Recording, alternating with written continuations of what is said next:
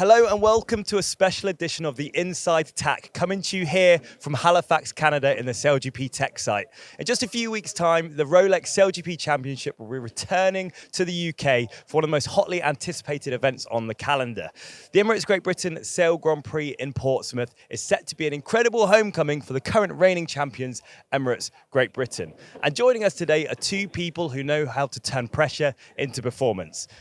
They're Olympic gold medalists, SailGP stars, and two of the most influential names in British sailing, Hannah Mills and Dylan Fletcher. But before they join us today, let's take a look at how the season has unfolded for Emirates Great Britain so far. The 2026 season is going to get underway in 3 seconds, but now it's a sprint to Mile 1. How brave are you feeling? Oh, we've had a collision in the middle. Big crash in the middle. Oh. Emirates GBR right in the pack. They look fast into there. They'll be happy to be third at the fast mark. For second and third is on. It's the Swedes and the Brits as they come up to the next gate. Emirates GBR got a fifth in race number 1. They come back with a third, but right away GBR. GBR are on the better wind shift. They're moving up those ladder lines quicker. I think impressive. Fletcher, he made that as hard as possible. The champions in season 5 claim the first win on Super Sunday. French missed the lay line. GBR are going to potentially get it here, Todd. France have got to keep clear. Oh, they've nailed it. They missed the lay line on board France. Emirates GBR, accuracy on the lay lines. Here they go. They wind it up on the British boat. Boats are going to be coming in hot here. The French are hanging in. Look, and Emirates GBR total control at Mark 1. There, and the British are gone. Big gains there for the Brits. It is Emirates GBR that make the right-hand turn. They see the finish line. Emirates GBR open the 2026 season with a spectacular title defense and get the Emirates winning moment. Seconds to go, it's going to be a blanket start. Because Australia are going to struggle to get over the top sheet. GBR currently back in 12. And at mark number 1, that is a thing of beauty. All 13 teams racing for the whole shot. Robertson coming awfully close, and the Black Bulls collide with DS Team France. Racing abandoned. 2 athletes were sent to hospital. The safety team secured the crew and the F-50s, ending the day in Auckland.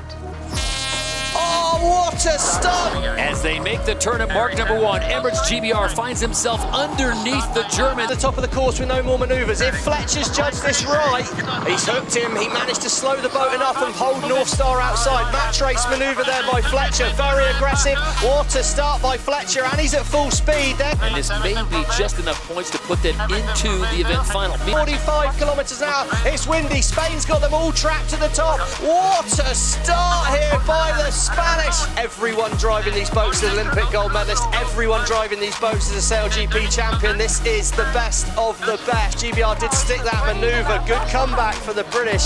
Fletcher will be happy with that. Well positioned. Emirates GBR are going to need to be foiling if they don't want to be rolled over by the whole fleet. It is Rockwell, Denmark as they approach mark number 1. Beautiful Sydney Harbour. Emirates GBR, the winners of last season, they finish in 3rd. Oh, it's brilliant out the middle by the British team there. They're going to drive over the top, I think. And it will be Dylan Fletcher and the winners of the first event of the year in Perth. Now Emirates GBR are finding a very tricky balance as they are just dead in the water, both holes in the water. Everyone, it looks like the wind has just dropped out on the race number 5 goes the way of Emirates GBR. SA winds it up, Emirates GBR winds it up. Oh, it's brilliant from Emirates GBR, absolutely on the nose there. But so they split the course as Emirates GBR does not want to have the extra maneuver. Sydney Sail Grand Prix will go the way of the Stars and Stripes. All the boats look early to me. North Star are going to be over early. Artemis, perfect by Outeridge. Inside, 3rd place belongs to US SailGP. The World Gate, it is Los Gallos, the champions of season 4. They are out in front. It is Artemis, the winners of the first race of the day, sit in 2nd. Hey, now with Emirates GBR, the Americans are foiling. They've got to keep clear. As Canada just threads the needle on the inside. USA again first off the line, but they're not fast. Emirates GBR, wow, there you go. This is the umpires. Penalty GBR. Windward boat not keeping clear, go behind Italy. Well, Denmark, bottom of the line, Germany. They're going to line things up. We're looking for the line to turn white. 9 seconds to go. They're blasting already at full speed towards the line. 5 seconds to go. Oh no! Too risky by North Star, too risky.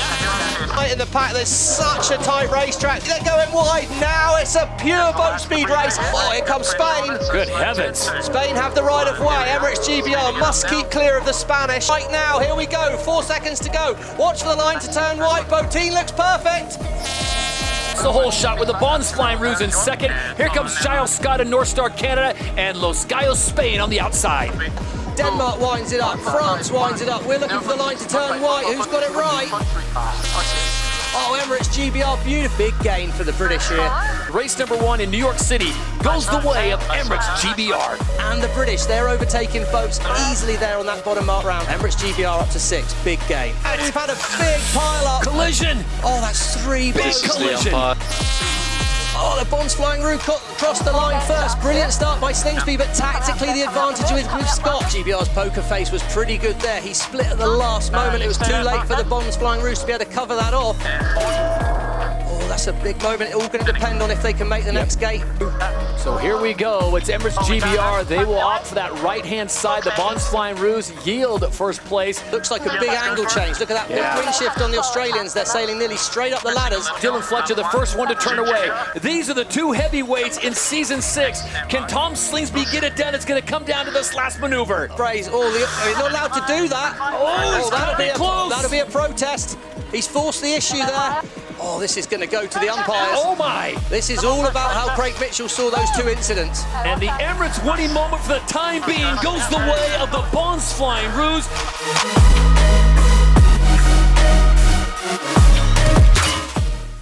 Well, Hannah, Dylan, thank you for joining me. We are obviously event 7 in the calendar at the moment, basically halfway through the season. So Dylan, could you just sum up for us so far the team's performance this season? Yeah, I think the teams feel like a bit of a roller coaster, as it always does with SailGP, I think. Started off really strong. I think they had that terrible time in Rio where it all just seemed to go wrong for us. Everything that could go wrong went wrong. And it feels like we've been building up from there with the 4th place in Bermuda and 2nd out in New York. And yeah, feeling like we're in a good place. And if you were thinking about the team, what have you learnt so far in these first half of the season that gives you confidence going into that second half?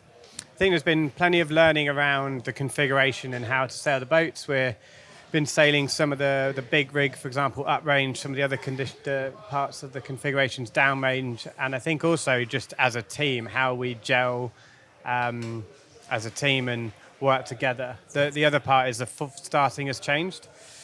More boats, but also the way that the start line has been configured to make the racing safer has had to change our start approach. So we've been really working on hard on that. So hopefully that puts us in good place. Okay, yeah, that's very technical, far above my knowledge there. Hannah, what would you say in terms of the team is left to unlock with potential for the rest of the season? Oh, there's always tons to unlock. You know, this sport is so challenging. There's so many areas you could dig into, so many ways you can get better, even if you're the best in the world. There's always headroom, which is what's amazing about sailing, or any sport, I think. So yeah, there's tons to do. We never stand still. We're always trying to get better in our individual areas, but then, it's such a team sport out there. And so bringing that all together as a whole team is probably the hardest part. So we've got Portsmouth in a few weeks, but before we get into that, let's have a look at what happened in Portsmouth last year.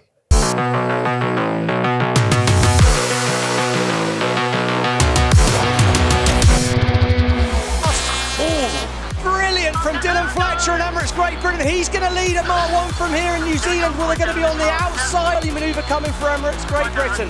At mark number 1, it's the home team, Emirates GBR, that have the lead. And what a way to start off your home regatta. Race number 1 at the Emirates Great Britain Sail Grand Prix Portsmouth goes the way of the home team. Emirates GBR take the win. About timing now before that line turns white. Canada could stick out the bottom of the line, and the Bonds Flying Ruse are going to be fast. Mark number 1 in race number 2. It's Red Bull Italy and Ruggero Tita, 2-time Olympic gold medalist that has the lead. Go race number 2 goes the way of the Swiss. But Dylan and crew, wow, they're going to be happy. They did such a good job after race 1. Up the line here. There's going to be a gap through the middle for the Brits, I think. Looking for this line to turn white. Spain makes some space. Expect Botine to spin it hard at Mark 1. Race number 3 in the English Channel goes the way of the Kiwis. not too shabby for the hometown team. Emirates GBR, Dylan Fletcher, remember, started today off with a big win, and he's going to back it up with race number 3 with a third. Perfect from the Rouge, and Slingsby when he needs to pull a rabbit from a hat. We've got that race to the final at the moment, and this is a massive race for Australia and New Zealand. And one thing that is a fact is that British boat are loving it on home water. Really great day right there. Look at the number of Union Jacks that are out as they bring it across, much to the delight of the fans. It turned out on a picture-perfect day here on day number 1. It is Dylan Fletcher and company. They cross the line. Give it the line to turn right. Who's got it right? On the inside, it's Emirates GBR who control that position. On Super Sunday, race number 1, the Emirates Woody moment goes the way of the Blackfoils and the Kiwis. Rockwell Denmark with a little flip-flop jive happening there. Had to avoid Emirates Great Britain. Dylan Fletcher once again has got himself back in the race. Here we go. So Canada right-of-way boat. Oh my days.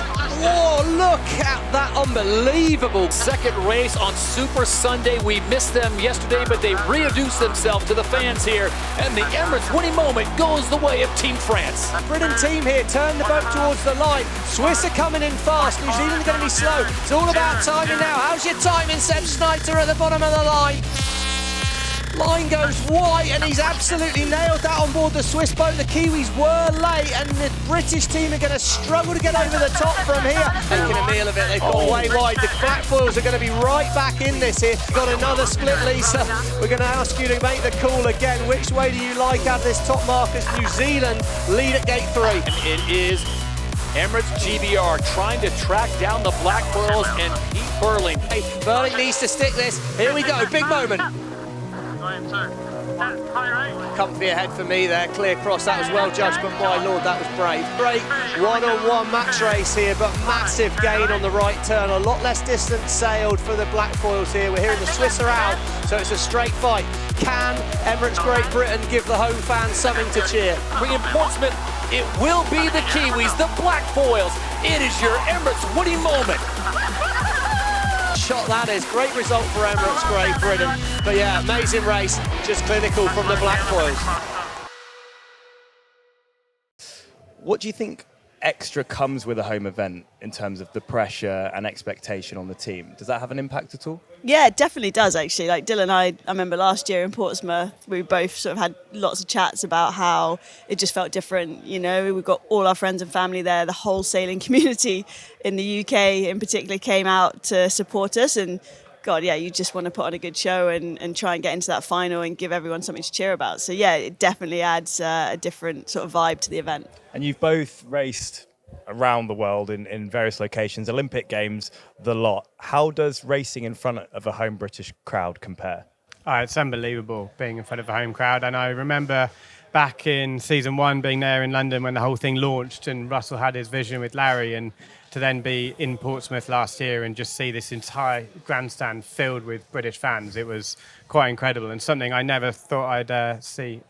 Yeah, and when you're going 100 kilometres an hour around that race course, can you actually hear the crowd? Sometimes, yeah, sometimes. I mean, you can definitely see them. Okay. And in Portsmouth last year, where the bottom marks were, you'd be going around the bottom marks, you know, literally a couple of metres off the shoreline to the grandstand. And yeah, it was pretty epic. Yeah, it must be an incredible feeling. Do either of you have a particular fond memory of Portsmouth that you can tell us about? Fond memory. I think really what was the sort of adversity we actually had to deal with on the Sunday when we had some issues with the boat, and just how the team really rallied together, and the shore team were working super hard to fix it, whilst at the back we were just focused on, you know, just the next race, and dealing with that adversity in front of the home crowd and delivering was really my proud moment. What about you, Hannah? I think for me, obviously the sailing was incredible, but then when we got off the boat after racing and we walked kind of through the fan zone to the adrenaline lounge, through the grandstands, and just bumping into so many people and so many faces that you've maybe not seen for a long time, and being able to catch up and just seeing that sailing community in the UK coming together, it was very, very cool. And if anyone new is coming to Portsmouth that perhaps hasn't been to a SailGP event before, what would be one thing you would tell them they should be looking out for? What do you want to look out for at Portsmouth? Just hopefully some fantastic British weather and great racing. And some wins, hopefully. Okay, well, it's one thing watching on TV, and obviously the broadcast of SailGP is being watched by thousands of people around the world, including a lot of young RYA sailors. When you look back at your own journeys, what role did watching sailing play in getting you to where you are today? Yeah, well, I guess not a lot, to be honest, because there wasn't Yeah, much not to a lot watch. to watch, yeah. So, yeah, it's so different now for young people growing up. And, you know, you've got the Olympic pathway, you've got the America's Cup, you've got SailGP. There's so many amazing sort of things to aspire to do in our sport. And I think that's so exciting. And it feels like it's all really revamped the youth and the next generation of sailors coming through and how excited they are about the sport. Yeah, how does it feel to inspire like a whole new generation of sailors when you're obviously racing out there? Oh, it's unbelievable. I think that the power SailGP has had in terms of inspiring that next generation, getting more female athletes on board, and I think that's one of the biggest areas for me, is seeing that there's a career path for female sailors into the top level of sailing that we've never really had before. And so that inspiration, you see the kids now, they're all foiling, they're wing foiling, they're wasp sailing, and they're just, you know, you're getting messages, how can we get into this? And I think that's great to see, like, everyone wanting this projection and what they can do. Does it make you nervous at all about the new young guns coming through? No. Looking for your job? No, not because they won't be taking it, just because I think... Because you're too good? No, that's not what I mean. I just mean... I just think the sport's in such a strong place, and I feel very privileged to have had such a sort of amazing career. But you know, there's an element of luck to everything, and right place, right time, and for sure feel the responsibility, I guess, to kind of do a good job in what I'm doing, so that then for the next generation, particularly for the girls coming through, it's a much easier pathway. And speaking of pathways, obviously at the beating heart of British sailing is the Royal Yachting Association and the RYA, and we actually have some questions from members, which I'm going to ask you. So first we have Michael Lambert, who asks, in the split seconds before a start or a mark rounding, how do you divide the decision-making between Dylan as a driver and Hannah as a strategist? Do you want to take that one, Dylan? Yeah, it's a good question. It varies. Han normally has been providing like information leading up to the mark rounding, and then I guess ultimately I'll make the decision, or sometimes we're having some backwards and forwards conversations, or sometimes Han will just say, we need to take the left turn. So I think it's very fluid depending on the situation, but what we have as a team, which is amazing, is that trust between the two of us, so we'll always back each other. And as a strategist, Han, what would you say is the most difficult part of the course for you to approach? Yeah, probably the bottom gates, Yeah. you know, especially after the first turning mark and down to the bottom. It's so hectic. You know, all the boats are so close together. Dill's got tons on, just trying to navigate all the traffic and so trying to deliver the right communication at the right moment to allow us the best opportunity to get in and out of those marks as quick as possible. That's probably the hardest part. Well, great question, Michael. And he actually asked another one, which is, what is one communication habit from SailGP that an ordinary club sailor could copy? And I'll put that to you first, Han. Thank you. That's a good one. Yeah.